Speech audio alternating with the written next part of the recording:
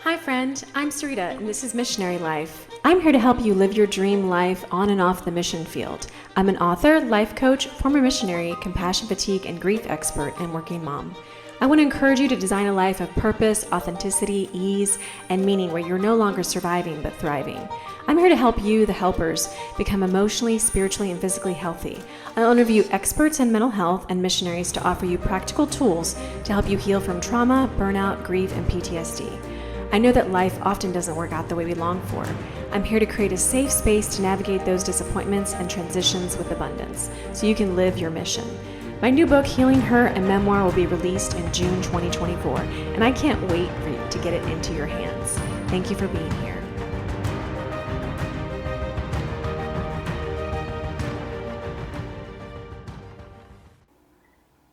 Hi, and welcome back to another episode of my podcast, Missionary Life. I am so thrilled to be here with you, and I am giddy to have Rachel Pieh Jones here with me. I'm an admirer of her writing for a long time. We're discussing faith, mystery, and culture shock as expats and missionaries. And we're going to see how the intersection of faith and our culture meld, how we navigate these difficult transitions and other faith beliefs like Islam, while deconstructing and reconstructing our own faith. I've always believed there's more than we know to faith. There's a mystery that permeates God and our experience of Him. From Muslim to Christian to Buddhist follower, how does God reveal Himself to us, and why do we believe we're the only ones who've experienced the real God? How do we live within the mystery and the culture shock of being welcomed into other nations? So, hi, Rachel. Great to be here. Yeah, I'm so excited to have you here. So I'm just going to give your bio real quick because it's an awesome bio. So Rachel Pieh Jones is an accomplished author with 4 books, the most recent being Pillars, and a popular blog called Djibouti Jones. And her mission is to help expatriates live their best life possible. Rachel writes about life at the crossroads of faith, culture for the New York Times, Christianity Today, and more. She's lived in Somalia and Djibouti since moving to Africa in 2003. And recently she completed 2 seminary degrees, and her husband and her moved back to the United States. So welcome. Thanks. And so my number one question to start off this podcast, Rachel, is I know that you have talked about this distinction between, expat and missionary. Can you explain what that means to you? Yeah, so my husband and I work for an organization called Resource Exchange International, and it is not explicitly officially faith-based. And yet ourselves, we're Christian. Mm-hmm. We're deeply motivated by our personal faith, by our commitment to the Bible and our love for Jesus. And yet we try to couple that spiritual personal conviction with professional contribution. So our organization focus is on sending people with professional skills, doctors, teachers, business people, all over the world to partner with local governments or local organizations with what they have identified as a local need. And so when you're a Christian doing that kind of work internationally, cross-culturally, usually in places where there's low development or high economic need or, just a real desire on the part of the local leaders to grow and to partner with outside resources. When you couple that with a Christian faith, then the word missionary is usually what people assume. And yet there's just a slight distinction between, a church, someone who's working as a pastor, for example, or an international seminary professor or an evangelist versus someone who is really doing a professional skill with also a faith motivation. And so we have not used that term missionary ourselves when we've been abroad. And yet when we come back to the U.S., that's kind of the only category that a lot of Christians have for someone like us. And so I understand people can use either term to refer to us because I do love talking about spiritual things. It's one of my deep passions, actually. And so I get that. And then, so our organization has, my husband has a PhD in organizational development and education.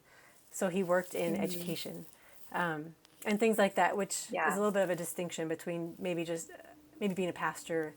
It's not a hierarchical distinction. I want to be clear about that. It's just a different, slightly different emphasis. I think that makes a lot of sense. Yeah. So it's someone, an expat, someone who has a professional skill set that they are bringing to the field, and they are going there not just to hand out tracts or preach the gospel, but really to serve a community with a particular need. Okay, perfect. Okay, thank you for sharing that. So I want to just dive right into this quote that I really loved from your new book, Pillars. You said, learning led to more questions and a craving to dig deeper. Does a Christian need to call God God? And what do we mean by God? Is Allah the same as the God of the Bible? Can a Christian pray while facing Mecca or with a headscarf on? At first, I answered these questions with certainty. God is God's name. Allah is not God. Christians shouldn't face Mecca. These perfunctory answers became unsatisfactory. And when I looked at Jesus in the New Testament and developed relationships with Muslims, old answers crumbled like the walls of Jericho. For the first time in my life, I was terrified. I might not have all the answers. I might not even be asking the right questions. What if faith certainty is certainty and mystery? What if God is beyond knowing, full of surprise and inscrutability, yet also tangibly revealed in Jesus? These questions scared me. I didn't understand it then, but this was when my life of faith truly began. That's such a beautiful sentiment. And I would love for you just to describe what this process of sort of deconstructing your old beliefs of Christianity and faith and then reconstructing to this new place looked like for you.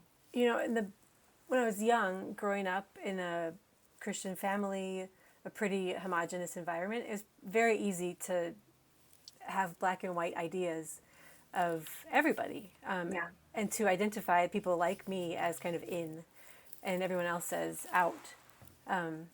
And that applied Mm, to a lot of my faith ideas. And then I started to encounter people who had very different faith ideas in a very robust and meaningful way. And I kind of had this thought like, mm, it's simplistic, I know, but that everyone's just waiting to hear about Jesus. And as soon as they hear this beautiful mm-hmm, story, that's what they're going to want, because that's what they've been waiting for, because that's mm, what's true and good. And I do believe that that is what is true and good. But this idea that other people have something else that they are deeply convicted about mm, and hold to meaningfully wasn't something that I engaged with in a very deep and profound way until really engaging with and being immersed in a Muslim community. I haven't really used the word mm, deconstruction or reconstruction specifically, but mm-hmm. essentially it was a lot of that, of just asking bigger questions, being more curious, deeper questions about my own faith convictions as I started to encounter people with different faith convictions. So it's pretty easy to hold to Yeah, your faith when everyone around you thinks the same thing. But when yeah, you are the of course. minority, and all of a sudden, people are Mm, my friends, people who love me, are saying you should become a Muslim because we love you and we want you to be part of our community in this way. I had to yeah. deeply reinterrogate, why do I believe these things about Mm, Jesus? Why do I think that this stuff is true? And what is that going to look like as I practice my faith in this context where what I do looks strange yeah. to other people and the things that I believe Mm-hmm. are, not what they hold to. And so by asking those different questions, I started Yeah. to experience God in different ways. I started to look around and see, oh, my Muslim friends are praying 5 times a day, sincerely, and I'm not. Mm-hmm. Or Yeah. they're fasting for a whole month, and I don't fast for a Yeah. whole month. Yeah. And so, what can I learn from their faith practice that can actually inform my Mm, own? Not that I have to do things the same way. Not that I have to, go to the sure. mosque or fast specifically for Ramadan, but can I learn from the idea of a faithful ritual commitment to spiritual practice, a community involvement that does it together? And then looking Mm, into my own Christian heritage, we have those practices. I just didn't grow up with them. Things like Lent, pilgrimage, mm-hmm. corporate practices of faith. Yeah. So all that was kind of happening around me, and I'm looking at my own faith and deconstructing essentially the rigid boundaries that I had and the rigid Mm, ways that I had of practicing Christianity, and thinking more with curiosity, with exploration, with humility, Yeah. and then learning to see what could I learn from someone else who doesn't agree with me, but I can still learn from Hmm. them and incorporate that into Yeah. my own faith. So that's a rather Yeah. rambling answer, but it took many, many years. No, it's good. Of course. I love that. I think it's a really beautiful idea. And I think you're not alone. I think a lot of Christians that enter these different faith contexts, in missions and ministry, you're forced to reckon, with your beliefs, maybe the beliefs you've held as a child. And all of a sudden, you're exploring, well, how do my Muslim brother and sisters practice faith? And wow, look at the way they love each other. Hmm. There's beauty in that, and there's mystery there.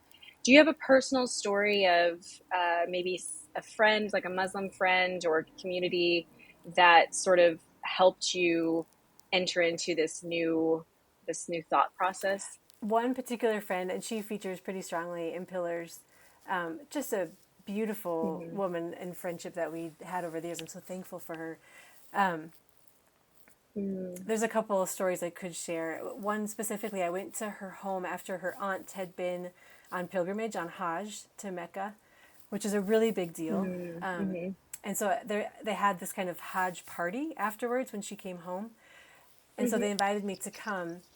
And they bring back, often the pilgrims will bring back from Mecca a bucket of water from the well of Oh, wow. Zamzam, which they believe is where, when Hagar and Ishmael were in the desert and they were dying of Yes. thirst, that God provided this well.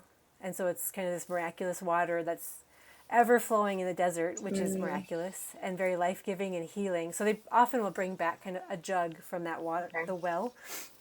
And at this party, they passed around a tray of little cups that all the women were drinking from, and it was this water from the well Wow. of Zamzam.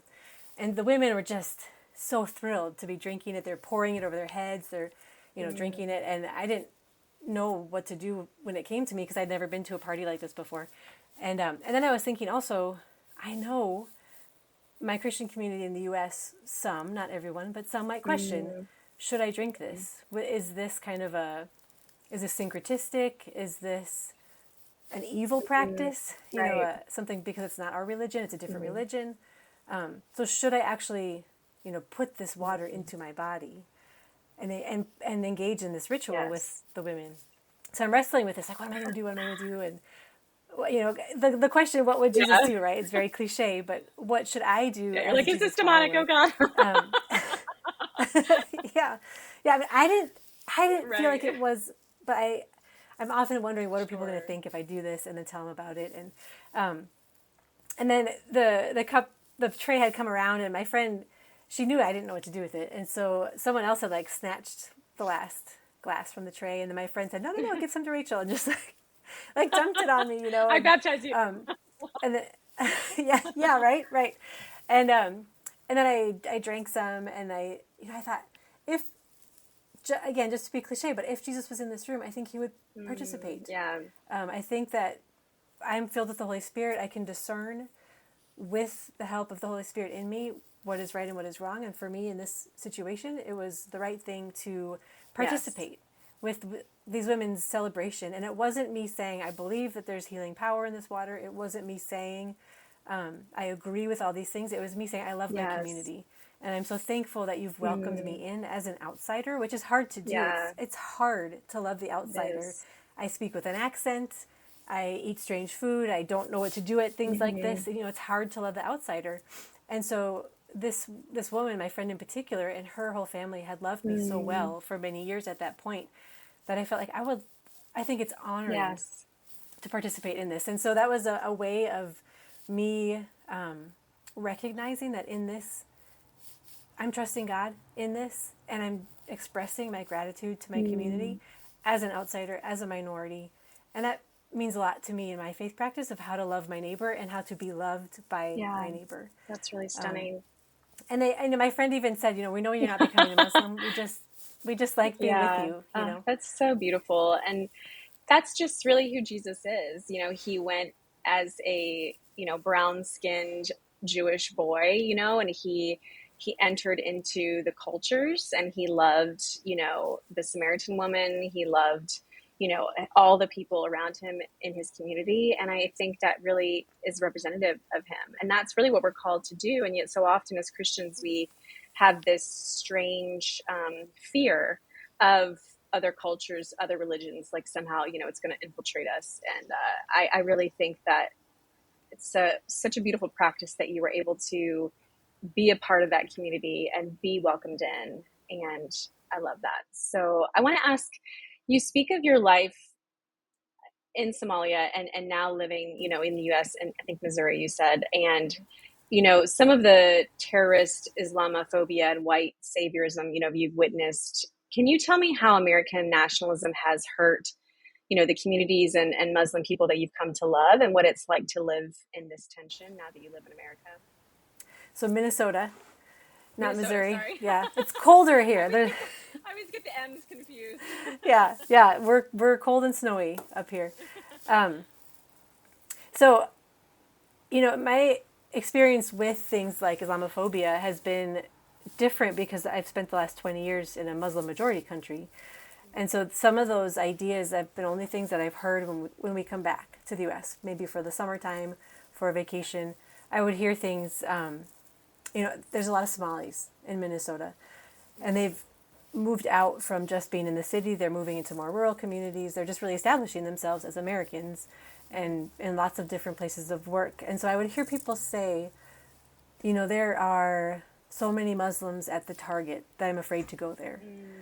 Or that, and those things happened, I would say, several years ago, those kinds of comments, that I'm afraid of this community and I don't know how to engage with them, and I'm afraid. And I feel like I've seen a little bit of a shift. This isn't directly answering your question about nationalism, but I have noticed that people now are more asking, there's a lot of Muslims around, how do I love them well? I feel like I have seen a shift. One woman said, a Muslim family moved across the street, and can you give me some ideas for how to welcome them into the community? They want to know things that they shouldn't do that would cause offense, like serving a ham or something, pork product. And so, and it could just be my limited experience right now, but I have seen more of an interest in, we don't actually want to be afraid anymore because they're not going anywhere. I think they're seeing the Somalis are really becoming American. They're staying, they're rooting themselves into the community. So how do we love them well? At the same time, there are still some of these comments. And so I was recently on a Zoom call with a group of women, and one of them said, well, we all know that Detroit is under Sharia law. And so, she had some things to say about that. And I said, okay, pause. I was leading a discussion. I want to push back on this idea of Detroit being under Sharia law. And do you know what Sharia law is? And she didn't. And then explaining, actually it's not. Women are not being stoned for adultery. No one's hands are being cut off. No one is having multiple wives in Detroit, these kinds of ideas. And so there are still these misconceptions that I hear. Yes. And yet when I do it, when I handle it in that way of okay, pause, I want to gently challenge you on this. And then asking questions, not saying, hey, that is totally inappropriate and wrong, and and making the person feel ashamed for saying that. That's not helpful. But saying, do you understand what that means when you say that? And trying to help her think through her own process of where that idea came from. What does she actually know about it? And then she kind of came to her own conclusion of, oh, I guess they're not. And what does that mean about my own ideas about Islam or people? So those things do exist out there. But I think it takes a lot, just being gentle and challenging in a way that can help someone come to their own conclusion that is more accurate, I think is a good way to approach it. Well, I'm glad you could, be a witness for her about, the true nature of Islam and the distinctions, between these things, with your experience. With living in Somalia, what are some of the beautiful aspects or gifts that you feel like you've received as an expat living in that community? Anything that you took away with you that you really treasure? So many things. A lot of them, a lot of them have been about the ways that I have learned to reread or re-understand scripture in some ways, which was a big surprise. Yeah. This idea of, okay, Christians talk a lot about loving our neighbor. We love the story Mm-hmm. of the Good Samaritan, especially people who are involved in development and humanitarian work. The story of Mm-hmm. the Good Samaritan is very powerful, and we often think we're the Good Samaritan, or maybe Right. we're the person walking by, the Good Samaritan who's wounded on the road, and the priests and the different spiritual leaders walk by, and then the Good Samaritan, the enemy, comes by and cares for Right. this wounded man. And so the question becomes for the American Christian: are you the one who walks by, or are you the one who Mm-hmm. stops and engages and helps your neighbor? Well, I discovered and experienced by being the one often who was wounded, whether I was the outsider. I went through cancer. I had Mm-hmm. struggles with language. There was sexual harassment. I was the one who felt wounded, and I was the one that people were either walking past or stopping to help. And so the Mm-hmm. story of the Good Samaritan kind of flipped over and saying, how have I been neighbored well Wow. by people that traditionally would be considered my enemy, Mm-hmm. Muslim Somali community. And so it really made me reframe those kinds of stories. Not I'm not always going to be the giver or the hero of Yeah. this story. I'm going to be the one in Right. need. And how does that then affect my affection for and relationship with these people who are, like from this American Christian community, considered enemies? And so I'm just Mm-hmm. so thankful that my eyes Mm-hmm. have been opened to ways that I have had a limited reading of Scripture Yeah. or limited understanding of global life and the just humanity and culture all over the world, and ways that I can ask different questions to reframe my own understanding. And so there's just been multiple experiences of that. I was in the market one time with a woman that was essentially homeless. She lived in a house, like one room, no electricity, barely a Mm-hmm. roof. Her husband had given her HIV and several children and left her. And so I was helping her to establish a small tea business. I was buying her supplies in the market, Mm-hmm. pots and pans and food and things like this to sell. And as we're purchasing things, a beggar comes up to us, a person who's begging. A person was blind. They were being led by another Yeah. person. And they held out their hand for coins. And I thought, consciously thought in my head, I'm already giving so much to a woman in need. And it wasn't even that much. It was barely $100. Mm-hmm. That's my kind of good deed for the day. Mm-hmm. And yet, while I'm buying these pots and pans, she takes out her coins and Mm-hmm. gives them to the beggar. And Yeah. that's all she had for the day. It was the total cost of the bus ride to get her home. Mm-hmm. And I thought, oh my gosh, there's a story like that in the Bible Yeah. where this widow gives 2 coins to the temple treasury, Mm-hmm. and Jesus says she has given more than all these other people who had come by giving larger Yeah. amounts. And so those kinds of experiences just made my faith come alive and made me really convicted, first of all, Yeah. personally, in that experience, but then also turned those stories that I'd read for years and years growing up in a Christian home, Mm-hmm. made them come alive Yeah. with reality and with sense, with smell and sight and sound to kind of Mm-hmm. go along with that story. So things like that I'm just so thankful for. I'm thankful for the friends who loved us well. I gave birth there. Like I said, I went through Mm-hmm. cancer, and the care that I received in those kind of circumstances was incredible. And so Yeah. I'm really, really thankful. Yeah, it's really amazing. I had that experience as well in Uganda where, you as the helper become the one being helped. And it can be kind of uncomfortable at first, to receive this love and this care. But, I went through definitely several illnesses there and infertility and all these things that happened to me, miscarriage. And I just felt the love and support of my Ugandan friends there. And it's just so sweet to be loved, especially because sometimes different cultures have different methods and practices and ways they love you that maybe even speak more volumes, than our traditional American ways. I find that a lot of Ugandans, they knew how to sit with pain, they knew how to sit with grief, they knew how to sit with suffering. They weren't afraid of it, or they weren't, made uncomfortable by it. They would just be there with me, and that's something that we tend to we lose sometimes in our Western society. So um, yeah, we touched on a little bit we in our conversations about the white savior complex, and I know that you've talked about it before. And Can you tell me, where you saw some of that playing out, where you were serving, in Somalia, and maybe some of the dangers of that?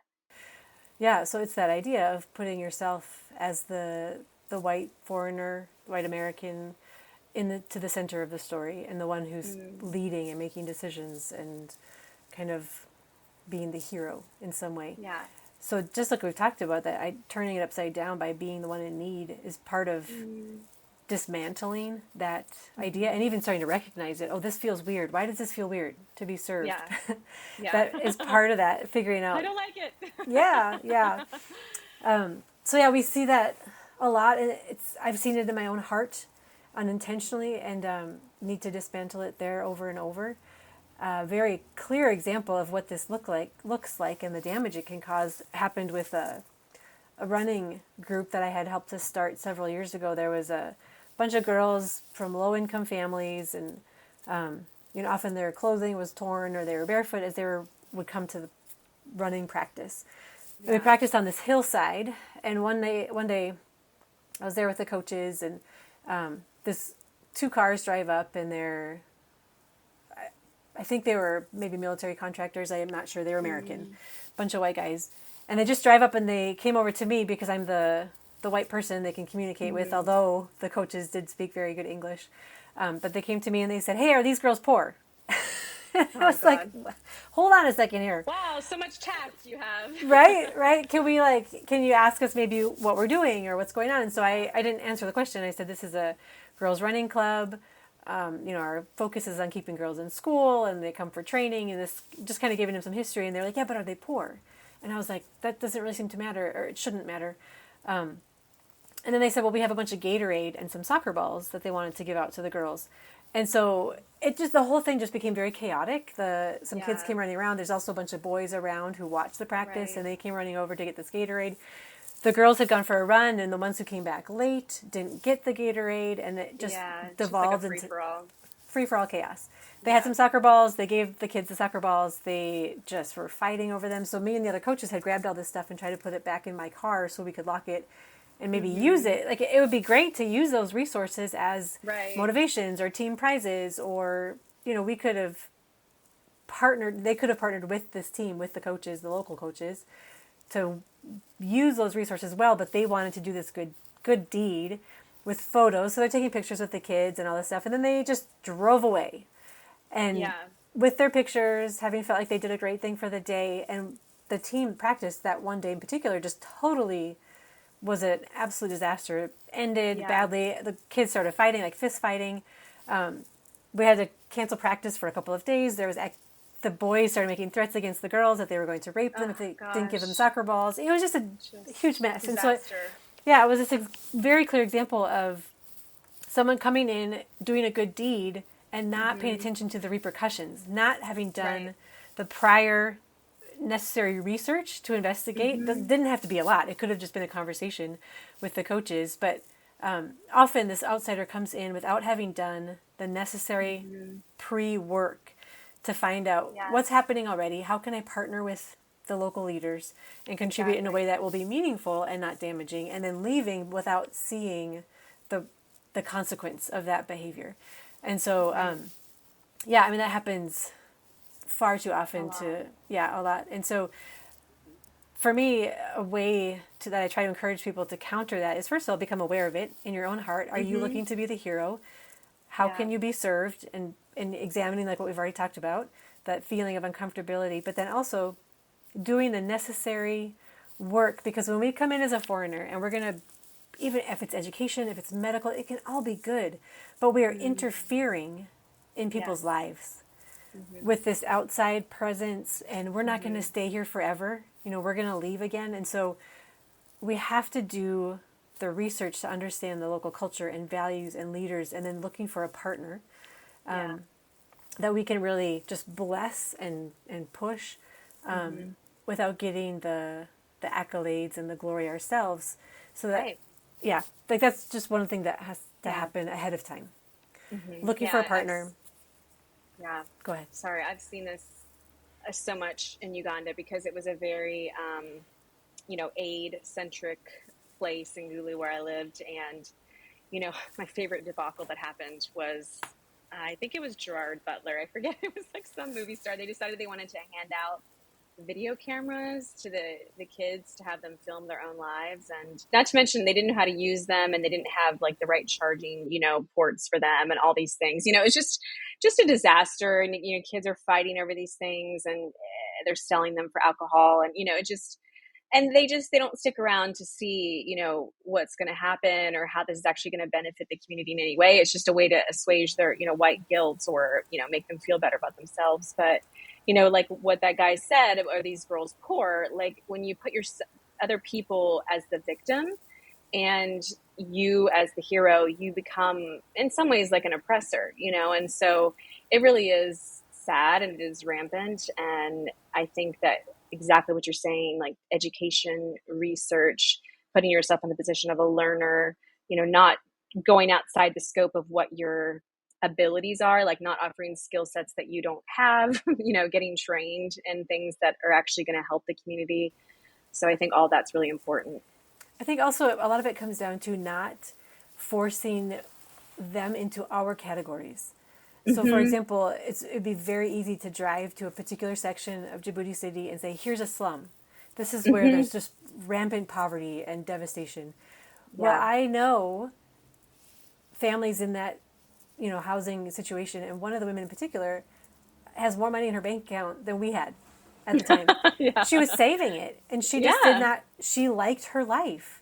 Yeah. She did have electricity. She did have a washing machine, but actually, yeah. So anyway, you could look at her, tin Right. The house outside. and Mm-hmm. the food that she ate. She liked eating the same food every day.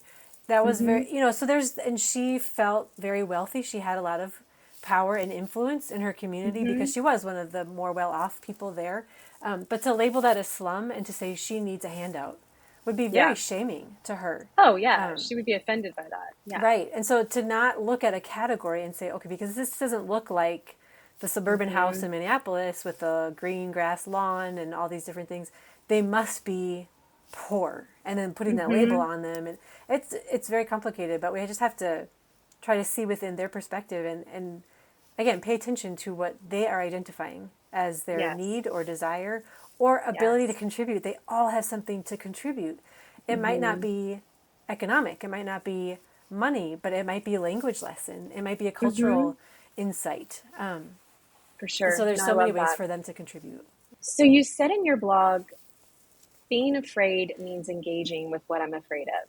Can you offer some ways that Americans can engage with what they fear, or missionaries that are about to go out to a host country where maybe they're not as open to Christianity, they're not as open to faith? How can we engage with these people that we might look on the outside and think that they're terrorists or be afraid of them? How can we engage lovingly with them? So I talk a lot about these three words: curiosity, humility, and delight. And I feel like Mm, those have been formative for me in my posture of how I try to approach those things that I'm afraid of. How can I be curious about this thing mhm, instead of mhm. judgmental or jumping to conclusions? What kind of questions can I ask? And then what humility? What can I learn? How can Yeah. I be impacted by this? And then delight. How can I find delight? Like in that water from the well of Zamzam that gets splashed Yeah. on me. How can I delight in this situation? And then, a very practical thing that I think people could do is to somehow find someone who maybe knows a little bit more about that place that you're going or the thing you're afraid of, and engage in Mhm. a safe conversation. So, an example of a group recently that I think did this really well, when I came back to Minnesota, to the U.S., I have a friend who works in the medical world here in Minneapolis. And she approached me at a gathering one day and she said, Rachel, during COVID, a number of Christian women started to pray at the hospital where I work in the chapel. And Mhm. maybe it was after COVID, I guess. I'm not sure if they could gather during it. But anyway, Can't pray during COVID. yeah, it was around that time. Around that time. You can't gather. Anyway, Yeah. and she said, we noticed that the only other people who really use the chapel are Muslims. And, Mm. and she said, at first we were a little bit uncertain about that. But Mhm. thankfully, they developed this idea of how do we connect with them. We are Mhm. obviously all spiritual here and care about God. So Mhm. how can we connect with them? But they were a little bit afraid. Yeah. partly to not cause offense and partly just because of all these different ideas we talked about. And so she asked, hey, could we have a gathering where people just ask you questions about Mm-hmm. Muslims and get ideas about how we could engage with them in this chapel? And so we did. It ended up being a Zoom call. And Mm-hmm. it just was this really beautiful space with about 12 women all working in the medical world in the same hospital clinic area. And I told them, you can just ask anything. You can, even if you feel like it might be Mm-hmm. offensive or, Right. confusing, it's okay. Like they have to have a place to ask those questions to someone who can address it. Yeah. Like the Sharia law thing, they could Mm-hmm. ask that to someone else who maybe doesn't know and get not a great Right. The answer, wrong answer. Yeah. or be afraid to ask it because they might feel like, oh, this maybe I'm wrong. I don't know. So I Mm-hmm. just tried to foster this really safe space where they could ask different questions, and it was a beautiful conversation. And so I just made it clear to them that there is no question you can ask that's going to be dumb or bad, and challenging the other women in the room. Don't hold it against anybody in the future if you Mm-hmm. feel like, that was a silly question. They should have known the answer or something like that. Mm-hmm. And then being honest about their fears. And so Yeah. they really were. They said, I am a little bit intimidated. I'm not sure if it's okay to even, read the Quran or ask different questions Mm-hmm. about Allah. And so, yeah, I think finding a place where those questions can come out in a way that they'll be addressed appropriately and answered Yeah. well can help just to dismantle those fears and the misconceptions. And a lot of times we're afraid of what we don't understand. It Totally. just contributes to fear. And so once you have, basic knowledge, if it is Islam or maybe it's Buddhism or maybe it's a different political party, having a basic knowledge about that can help to address the fear because it doesn't seem so scary anymore once it Mm. becomes approachable.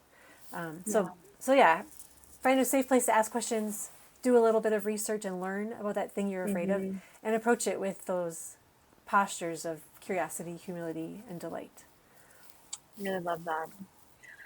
So I want to switch gears a little bit, and I know that you are a mother of twins, and I was curious how you felt about living with your children in this sort of, semi-dangerous, maybe a little bit more hostile environment. And, how did you grapple with that as a mom? And then also, how did you teach your children, to love those that are different from you? So yeah, twins and also a singleton. I didn't know that word, Oh, but yeah, Singleton, not to be yeah, forgotten, the single one. right. She's the one that was born there. So partly, the twins were 2 years old when we moved to Somalia, and then the youngest was born Mm, there. So for them, it's been pretty natural to grow up in this place where they are the outsider at school or in their yeah, community. So they have been a little bit naturally good at it, although as a parent, it does take some fostering to yeah. encourage them. We intentionally put them in the local school so they could learn French, and so they could Hmm. really engage without fear because they didn't understand. Again, not Yeah, understanding the language would make them very intimidated. And they learned. We straddled these worlds in Djibouti. Sometimes yeah. they were playing with the ambassador's children. He also, one of them over the years had twins as well who are roughly the same age. Hmm. And then they're also going to this running practice with these girls who do come from low income, harsh Hmm. environments, sometimes on the same day. And so one of the things that was really important to me as a mom was to enable them to be honest about what they were feeling and experiencing. Hmm. It does really challenge your faith to see people suffer. I don't Yes. want to just say there's not poverty. We just, there is, and it's Mm. painful. And to see these things happen to people that they care about, or to see, a lot of people on the street with different kinds of, things from birth that are, Hmm. just really challenging. Yeah. The injustices, the ways that a Yes. natural disaster can destroy a Mm. tin home. So, so making a space as a parent for the kids to really be honest that this doesn't feel right, and to say Mm. yes, this is not what God had planned for our best. There's brokenness in the world, and Hmm. letting them express that has been really important. Letting them ask questions about, they would see Muslims praying because especially Muslim men, will pray outside if they're in a community and the call to prayer Mm, time comes up. So they would see people praying and to let them ask questions about that. Why are they praying this way? Why don't we pray this way? mm-hmm. Really being honest about the racial differences and allowing Yeah. them to grieve the negative things and then to help them celebrate the beautiful things. Those have Yeah. all been really important to us. And so I remember making a really intentional point to direct their attention to the birds in our yard, which were really Mm-hmm. beautiful, colorful, bright. Everything else is Mm, brown. There's no yeah. grass, those kinds of things. But helping them to see the beautiful things has been important. Mm, At the same time as saying, yes, there is also a pile of trash in the yard or yes. whatever it might be, like the negative thing and the positive thing, and to learn how to hold both. Yeah. And then to let the kids sort of tell their own story and helping them to recognize Mm, that everybody has a story. You do not know a person by looking at them from the outside. You don't mm, know their story. So we were once at this activity, and a woman had said to my youngest, she was probably 6 years old, she was spinning a globe. And the game mm-hmm. was to spin the globe and point to the country where you were born. And so Mm-hmm. my daughter kept turning the globe toward Africa. And the woman would grab it and turn it back and say, no, no, no, where you Right. were born, where you were Right. born. She's like, And I'm African, okay? finally I said to the woman, would you just let her tell you?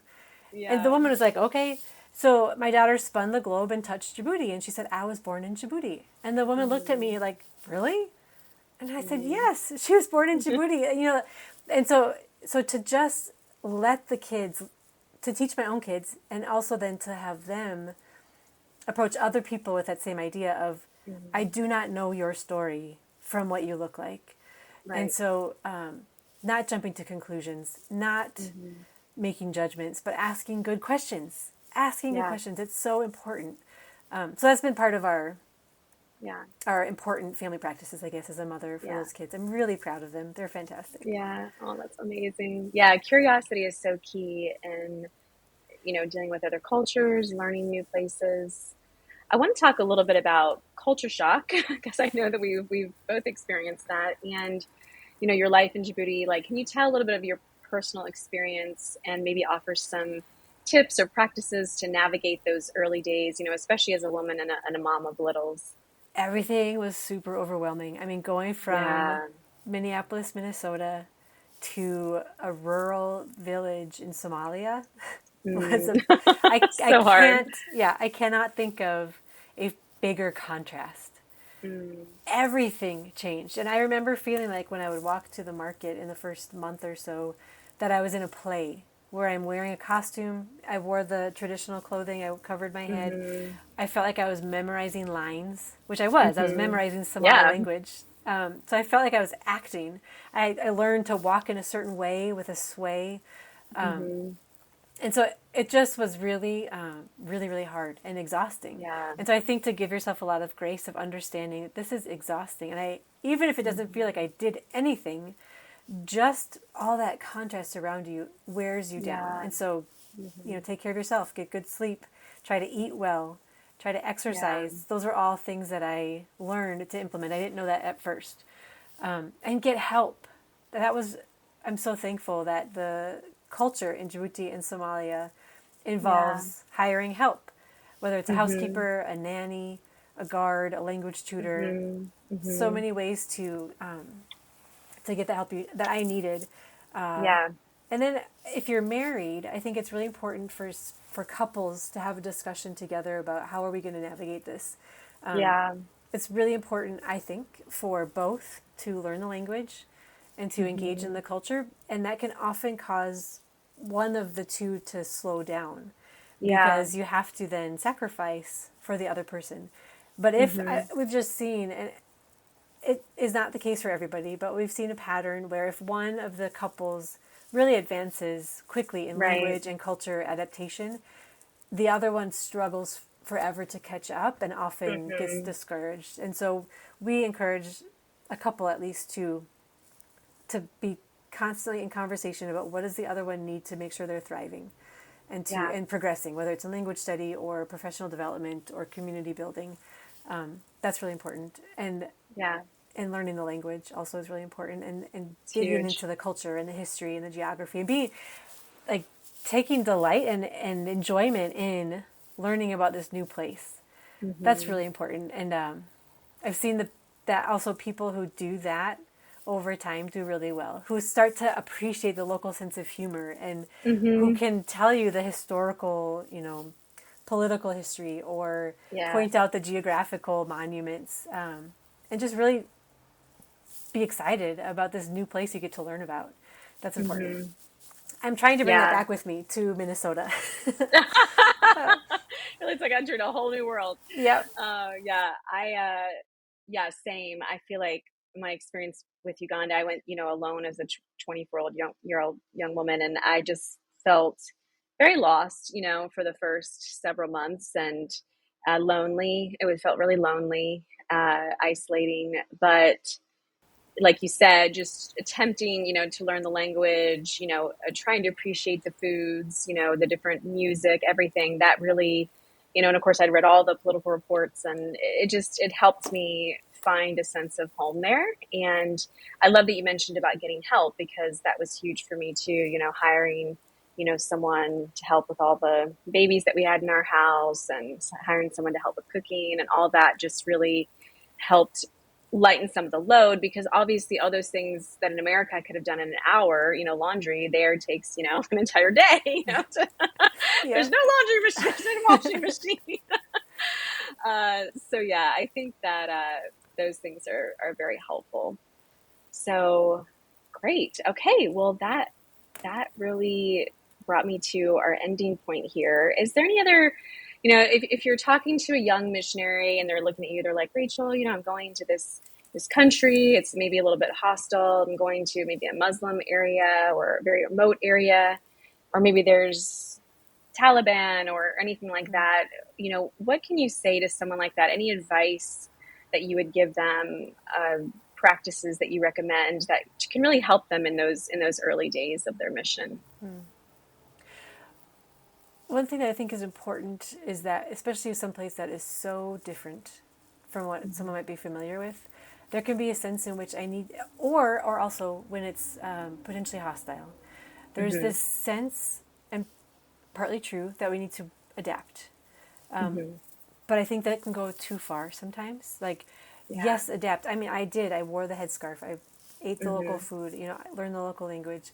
But sometimes this idea, as a Christian especially, I think as women too, we die to self, and we take that Yeah. in all the way to dying to everything that I am. Right. Becoming all things to all That's good. people. We can manipulate these and take it too far. These are beautiful, Hmm. true, inspiring passages of Scripture, and yet God did not send a generic human body to these places, to Hmm. the Yeah. Taliban regions or to Somalia or to Djibouti. He sent Rachel Jones to Yes. this place, and God made me in a particular way with particular interests and particular passions and a particular personality. Mm. And when we talk about dying to self or becoming all things, I think that means dying to the things that would inhibit my relationship with Jesus, that would, Yes. that become idols, but not dying to my love for running and my interest in Yeah. literature, or Hmm. my interest in cooking or whatever it might be. That God has brought a unique person to these places, and I think learning how to celebrate who you are specifically in this place and finding a way to uniquely contribute as you Mm. is a gift to that Yes. community. And that's what I want from them too. When I meet someone from a different culture, I want to know who they are, not just a general Hmm. generic person from Taiwan or from Russia or whatever. I want to know Yes. your personality and how can we connect. So so be wary of taking those beautiful spiritual truths too far, Mm.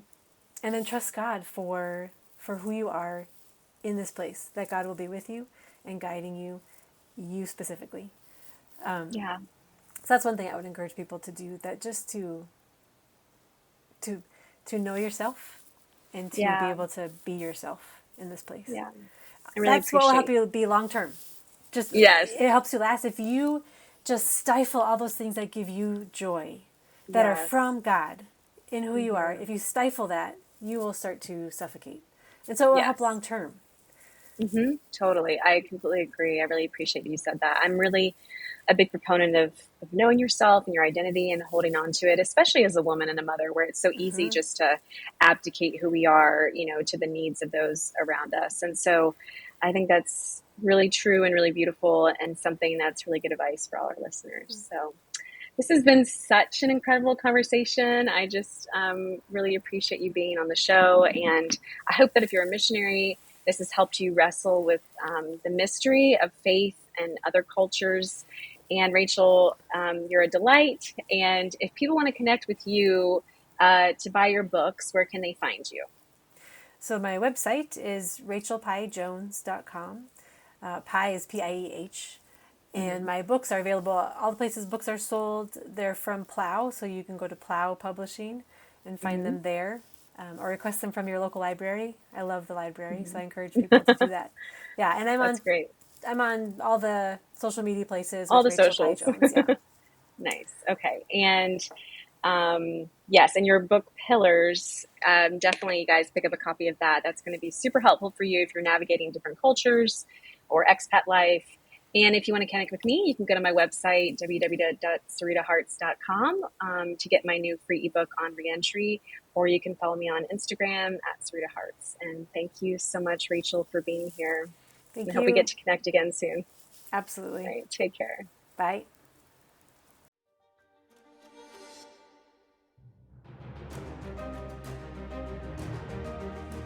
Well, my dears, this has been another incredible episode, and I'm so grateful you're here.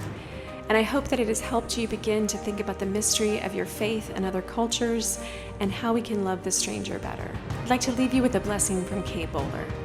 Love can break your heart. Blessed are you whose ability to love crosses differences and divides that would keep others apart, whose love advocates for weakness and fragility, soft-heartedness, and are you okay? You who know that kind of life-expanding love will cost you something, maybe everything. Blessed are you whose heart has grown 3 sizes, you who push through the fear of intimacy and the fear of loss. Blessed are we who love beyond our limits when it doesn't make sense, who love the stranger, who love when it might break our hearts. That is, of course, the best thing about you, your great big heart. And I hope that if you enjoyed this episode, you will download it, subscribe, and that you will leave a review because it helps us so much as we try to reach a wider audience. And as always, until next time, be well, my loves.